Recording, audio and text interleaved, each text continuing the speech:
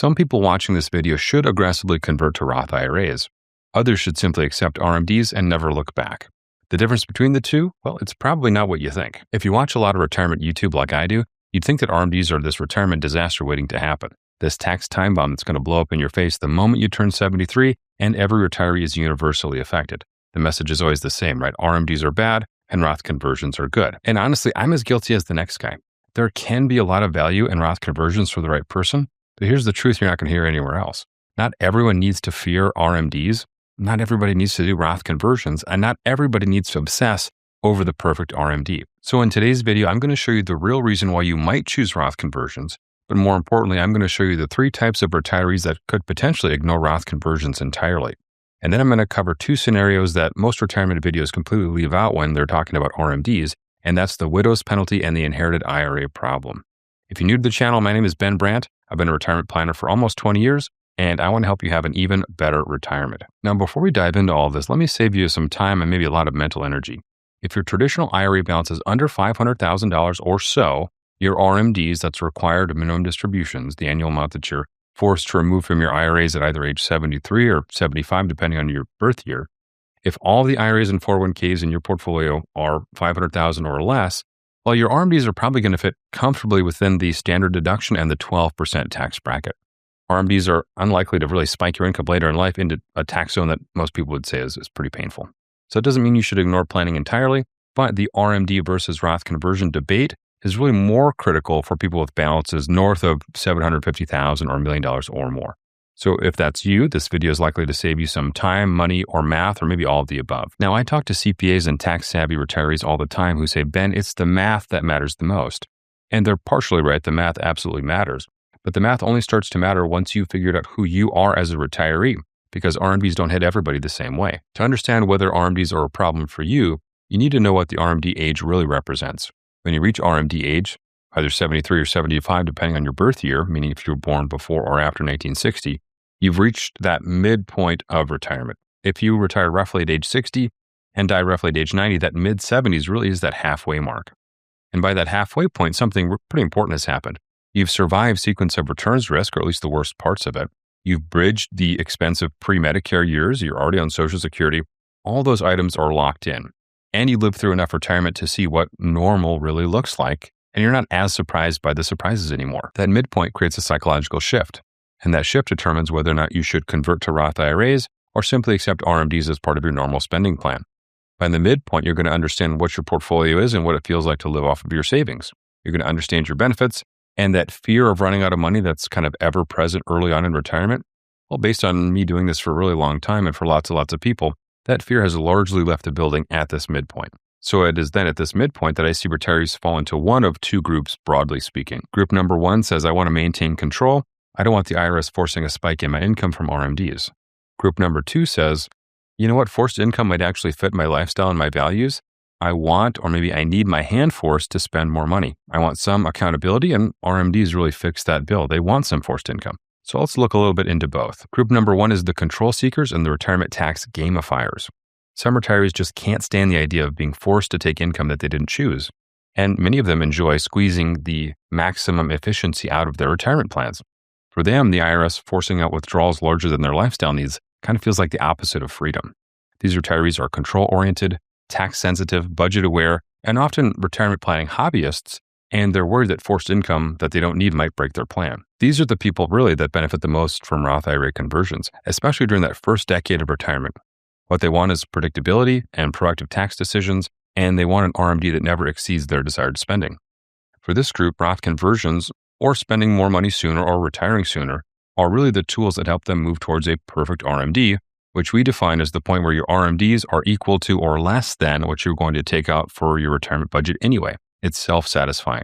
You're going to take that amount regardless, and your RMD just happens to fit inside of it. It works pretty well.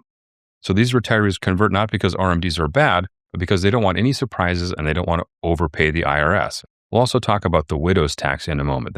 This applies to them as well. Moving on to group number 2, these are retirees that welcome RMDs. And you don't often hear this group discussed. Some retirees like RMDs. For them, conversions would just solve a problem that they don't see themselves having, and maybe they don't have at all, because they prefer to take a wait-and-see approach to tax planning. This could be a perfectly good strategy. And really the best part is you never have to watch another Roth conversion as long as you live if you fall into one of these three types of retirees. So who are the three types of retirees that might skip Roth conversions altogether? Well, number one is the tax bracket insensitive retiree. Not everybody's going to be subject to IRMA. That's the extra amount that we have to pay for Medicare if our income is too high. Not everybody's going to jump a whole bunch of tax brackets. Not everybody has a multi-million-dollar plus IRA. If your RMD is not going to spike you into a painful tax zone, or if it won't meaningfully affect your lifestyle or how much you pay for Medicare, well, then again, you might not need Roth conversions at all. I think it's also important to point out that RMDs are essentially never going to cause somebody to completely run out of money because RMDs adjust down as markets fall. So the real dollar impact matches the size of your remaining portfolio. In fact, in some down market years, 2009 and 2020 come to mind, the IRS actually suspended RMDs entirely. Again, far from guaranteed going forward, but it is nice that there's some precedent for RMD relief if markets get particularly bad. The IRS can force your hand to take more income, but they're not going to empty your portfolio entirely. Of course, they're not in the business of killing golden geese. If you're tax bracket insensitive and your RMDs are giving you more cash than you need to spend, well, you don't actually have to spend it. You can, of course, take that RMD, pay the taxes on it, and reinvest what's left in a taxable brokerage account. And that brokerage account opens up some pretty interesting doors because over time, those investments appreciate, and appreciated securities in a brokerage account can get a step up in cost basis at death. And the tax benefits of that are kind of unbelievable. So let's say you take your RMD, you pay the tax, and you invest the after-tax amount. You buy $50,000 worth of stock fund XYZ. And over the years, that $50,000 becomes $80,000. If your beneficiaries inherit that account, they get a step up in basis up to that $80,000. So you went from $50,000 to $80,000, $30,000 of growth. Well, nobody pays capital gains on it. It's totally tax-free, kind of unbelievable. Now compare that to the alternative of where the money was, leaving the money inside of your traditional IRA, where every single dollar that comes out of your IRA after your death, your kids have a 10-year inherited IRA window to take those payments, right? And that's taxed as ordinary income, potentially at a time when your beneficiaries are in their peak earning years right before they retire. So for the tax bracket insensitive retiree, taking RMDs and spending them or investing them in a brokerage account can actually become a stealth wealth transfer strategy, even if you weren't trying to be super strategic about it. All right, that's retiree number one. Retiree number two is the generational giver. These are retirees that want to help their kids or their grandkids or both, but they didn't quite feel comfortable doing it early on in retirement. The fear of running out of money was just too strong in that first decade. But once they hit that midpoint we talked about earlier, once RMDs begin and a lot of those big financial uncertainties are behind them, they really feel something start to shift. That anxiety slowly starts to fade as the numbers make more sense.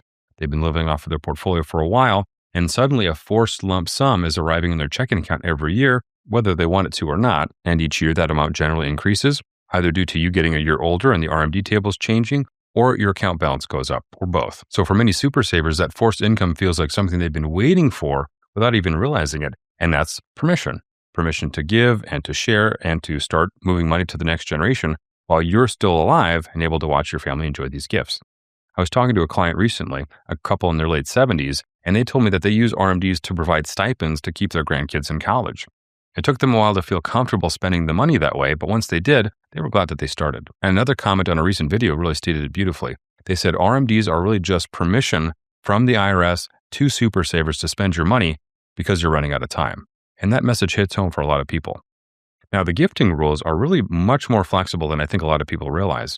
As of 2026, the annual gift exclusion is $19,000 per year per recipient, meaning married couples can combine their exclusions to give $38,000 per recipient per year. And if that kid is married, well, then you can double it again. 19,000 times 4, we'll call that $76,000. That can add up pretty quickly. And the good news is if you go over that amount, well, you don't owe gift tax and your kids won't owe income tax. All you've got to do is file some additional paperwork. You do IRS Form 709, and the excess counts towards your lifetime gifts and estate tax exemption, which is nearly $14 million per individual. Now, for most of us, that lifetime exemption is never going to come close to being used, so feel free to give boldly. You just got to do the right paperwork. Now, here's where it gets even more interesting for generational givers. Remember that brokerage account strategy that we talked about a few minutes ago for the tax-insensitive retiree? Well, that works pretty much the same way here. If you're reinvesting your excess RMDs into a brokerage account, well, those appreciated securities then can be gifting tools. So you gift your appreciated securities directly to your kids or grandkids. They receive the shares at your cost basis. And if they are in a lower tax bracket than you, maybe a child who's still in school or earlier in their career, they might pay very little or even zero capital gains when they sell. Or We can hold those appreciated securities until death, and we get that step up in cost basis that we mentioned earlier. So either way, you've taken your forced IRA income and you've turned it into a pretty flexible wealth transfer vehicle. Moving on to retiree number 3, the charitable giver. Some retirees genuinely prefer rising RMDs because those increasing withdrawals become a built-in giving accelerator through qualified charitable distributions, or QCDs. These retirees were never planning on spending all that forced income anyway. Their intention this whole time was to give more in the second half of retirement once fear of running out of money has largely subsided.